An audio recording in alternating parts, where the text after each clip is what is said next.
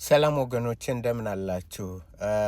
እግዚአብሔር ስሙ ይባረክ። አንዲት እህት አዎ ይፈቅዳል መጽሐፍ ቅዱስ ሴት ልጅ ፓስተር እንድትሆን፣ ሴት ልጅ ቄስ እንድትሆን፣ ሴት ልጅ ኤጲስቆጶስ እንድትሆን ይፈቅዳል ትላለች እህታችን። ቦታው የት ቦታ ነው?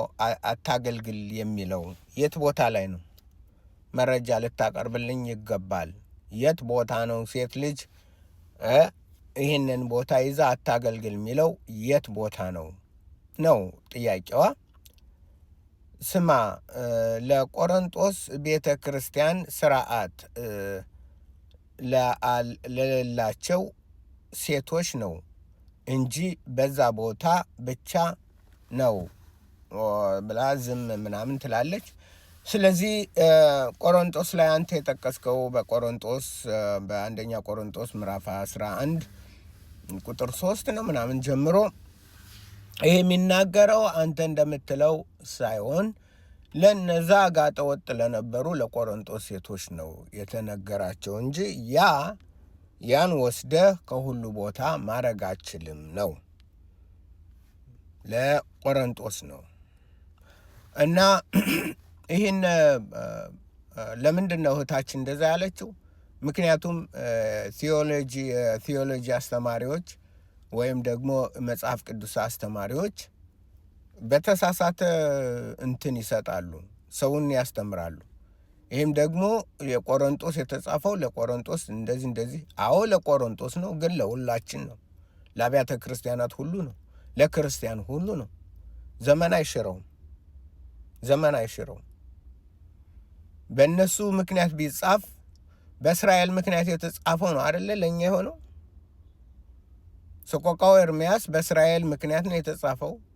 ዳንኤል በእስራኤል በአምፀው ተወስደው በግዞት ሳሉ ነው።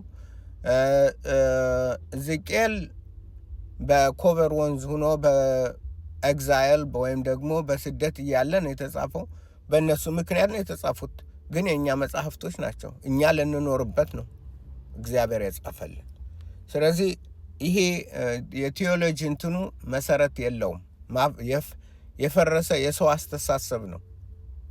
አስተሳሰብ ነው። ለቆሮንጦስ ነው የሚለው መጽሐፍ ቅዱሳዊ ሳይሆን የሰው እነዚህ ተማር ነው የሚሉ ሰዎች አመለካከት ነው። ስለዚህ ልንቀበለው አይገባም። መጽሐፍ ቅዱስን መርምረን ራሳችን ልንፈትሽና መጽሐፍ ቅዱስ በአጠቃላይ ምን ይላል የሚለውን ልናይ ይገባል። ለእህታችን ግን መልስ አንደኛ ጢሞቴዎስ ምዕራፍ 2 ላይ እንዲህ የሚል እናገኛለን።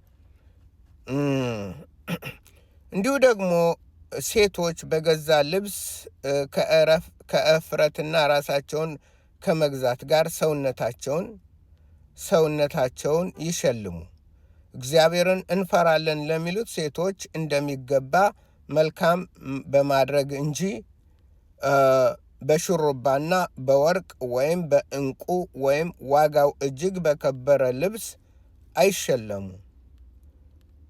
ሴት በነገር ሁሉ እየተገዛች በዝግታ ትማር። ጢሞቴዎስ ጋጠወጥ ሆነ እንዴ? የቆሮንጦስ ከሆነ የጢሞቴዎስ ራሱ ጋጠወጥ ሆነ። ጋጠወጥ ነበሩ እንደ ጢሞቴዎስ ጉባኤዎች ጢሞቴዎስ የሚያስተምራቸው ጋጠወጥ ነበሩ ወይ? ጥያቄው ላንቺ ነው። ስለዚህ ይሄ ለሁሉም ነው፣ አንድ ቦታ አይደለም የምናገኘው። ሴት ግን በዝግታ ትኑር እንጂ ልታስተምር ወይም በወንድ ላይ ልትሰለጥን አልተፈቀደም። ሴት በዝግታ ትኑር ትማር፣ በወንድ ላይ ግን ራስ ሆና ልትሰለጥን አይገባትም። ዝም ብላችሁ ሃይማኖት እንትን ያለን ብዙዎቻችን ሃይማኖት አድርገነዋል። ሃይማኖት ከሆነ የሞተ ነው። እኛ ህይወት ነው ያለን እንጂ ሃይማኖት የለንም። የጴንጤ ሃይማኖት እንደ ቃሉ ማይኖር ከሆነ ምንም ያደረግለት ነገር የለም፣ ውድቅ ነው። ማንኛውም እንደ ክርስቶስ ቃል ቢኖር የክርስቶስ ነው። እንደ ክርስቶስ ቃል ባይኖር አለቀለት። መለኪያው የእግዚአብሔር መለኪያ አንተ ጴንጤ ነህ፣ አንተ እንትና አንተ ምናምን ነህ አይደለም። እንደ እግዚአብሔር ቃል ኑረሃል። እንደ እግዚአብሔር ቃል ትእዛዜን ሰምታችኋል ትኖራላችሁ ነው።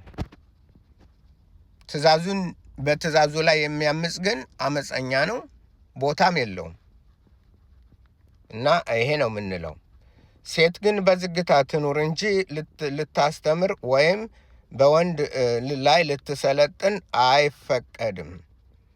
ኦኬ። አዳም ቀድሞ ተፈጥሯልና በኋላም ሔዋን ተፈጠረች። ምን አገኘው እዚህ ላይ?